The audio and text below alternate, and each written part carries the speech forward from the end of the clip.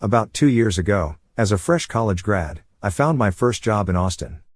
To claim my independence, I rented a small house.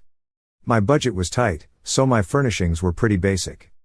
I really wanted a big TV for my living room, so I turned to Craigslist to find an affordable yet sizable one. Among many options, I noticed an ad for an old TV that seemed perfect, right price and size.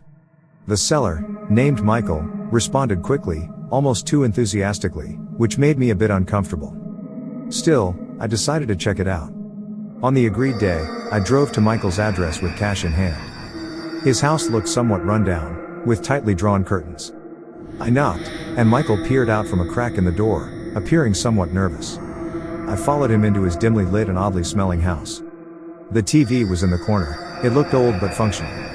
Just as I was about to inspect it more closely, I heard noises from the basement, but Michael quickly dismissed them, claiming we were alone. I just wanted to get this over with, so I pulled out the cash for the TV. Michael took the money with a strange expression but didn't hand over the TV. Instead, he said there were more, even cheaper, furnishings in the basement and urged me to follow him there. Something felt very wrong, so I refused. Michael became more insistent and aggressive. I refused and insisted on leaving. So I suggested he found something to wrap the TV, so it would be easier to carry to my truck.